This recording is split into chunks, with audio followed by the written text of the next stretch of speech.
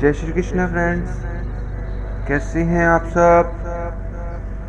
तो चलिए आज हम चैप्टर सेकंड के श्लोक नंबर 8 पर पहुंच चुके हैं। 8 श्लोक का गायन करने से पहले 7th श्लोक में क्या था।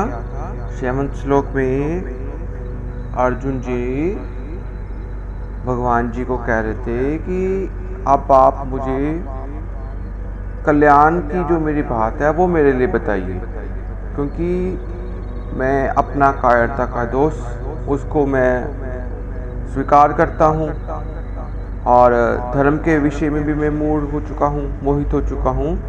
इसलिए जो मेरे कल्याण की बात है उसके बारे में आप मुझे बताइए। अब मैं आपकी शरण आया हूँ, मैं आपका शिष्य बन के आया हूँ, दोस्त बन के नहीं आया हूँ। कृपया करके मुझे शिक्षा दीजिए, ठीक है। अब अपनी बात को आगे क्या कह रहे हैं वो, क्योंकि उनको अब थोड़ा सा शायद ये फिर डाउट हो गया कि मैं भगवान जी के संदर्भ में चले गया हूँ, भगवान जी तो मुझको फाइट करने की बोलेंगे। तो वो क्या कह रहे हैं फिर हम समझेंगे इसके बारे में, ठीक है। तो श्लोक नंबर 8, न हि प्रपश्यामि ममापनुद्यात् यच्छोकमुच्छोषन् नरमिन्द्रियाणाम् अवाप्य भूमाव सपत्नं मृद्धं राज्यं सुराणामपि चाधिपत्यम्। देखिए इसमें कई शब्द जुड़े हुए हैं, इसलिए मैं एक बार फिर से इसका उच्चारण करूंगा ताकि आपका उच्चारण सही हो जाए। न हि प्रपश्यामि ममापनुद्यात् यच्छोक मुच्छोषण नरमिन्द्रियाणाम् यच्छोक मुच्छोषणम् इंद्रियाणाम् अवाप्य भूमाव सपत्नं वृद्धं राज्यं सुराणामपि चाधिपत्यम्। तो क्या कह रहे हैं अर्जुन जी, हम लास्ट 2 लाइन्स को पहले पढ़ेंगे, फर्स्ट 2 लाइन्स को बाद में पढ़ेंगे। अवाप्य, अवाप्य, अवाप्य बोलते हैं मिल जाए। क्या मिल जाए। भूमाव सपत्नम वृद्धम, भूमाव इस पृथ्वी पर, सपत्नम शत्रु रहित, असपत्नम शत्रु रहित, रिद्धम धन धान्य समृद्धि राज्य।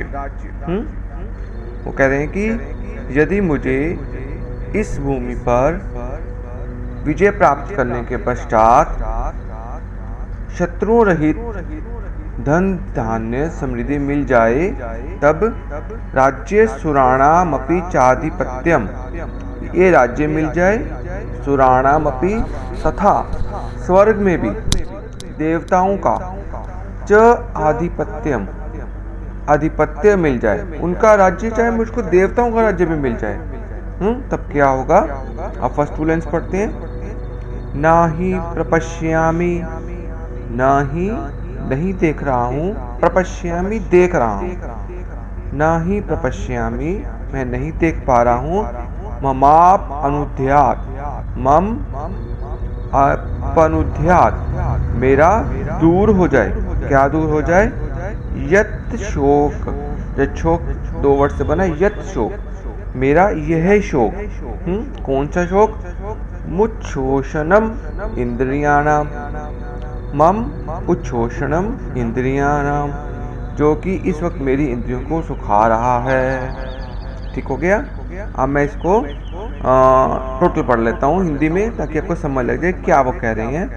वो कह रहे हैं कि हे प्रभु जी, कारण है कि यदि इस पृथ्वी पर धन धान्य समृद्ध और शत्रु रहित राज्य तथा देवताओं का जो आधिपत्य है वो भी मुझे स्वर्ग में मिल जाए, तो भी मैं इस वक्त इन इंद्रियों को सुखाने वाला जो ये शोक जागृत हुआ है मेरे मन के भीतर, ये शोक दूर हो जाए, ऐसा मैं नहीं देख पा रहा हूँ।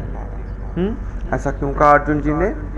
क्योंकि अर्जुन जी सोच रहे थे कि शायद भगवान जी ये समझ रहे हैं कि आप भगवान जी ये कह रही हैं कि यदि इस वक्त हम युद्ध लड़ेंगे और युद्ध पर विजय प्राप्त होने के बाद जो मेरा ये शौक है वो मिट जाएगा, क्योंकि अर्जुन को लग रहा है कि शायद मुझे ये राज्य मिलने पर मेरा ये शौक मिट जाएगा। ऐसा भगवान जी सोच रहे हैं, उसको लग रहा है। इसलिए वो भगवान जी को क्लियर करें कि भगवान जी यदि आप ऐसा सोच रहे हैं तो मैं आपको एक बात क्लियर कर दूं कि युद्ध पर विजय प्राप्त करने के बाद भी, धन दौलत मिलने के बाद भी, और यदि मुझे इस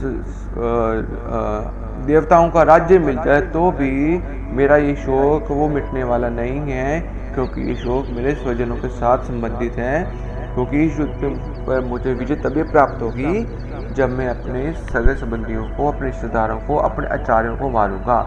और इनको सोचकर ही मुझे शौक हुआ जा रहा है, जब वो मर जाएंगे मेरे हाथों से तो ये शौक कभी मिटने वाला है ही नहीं। इसलिए कभी भी मेरे को ऐसा नहीं होगा कि ये सब प्राप्त होने के बाद मैं खुश रह पाऊँ। ठीक हो गया? ये टोटल इस श्लोक का अर्थ हुआ। तो अब उन्होंने फाइनल बात भगवान जी को एक बार फिर से बोली है। ठीक है, तब हम इसको एक बार फिर से रिपीट कर लेते हैं।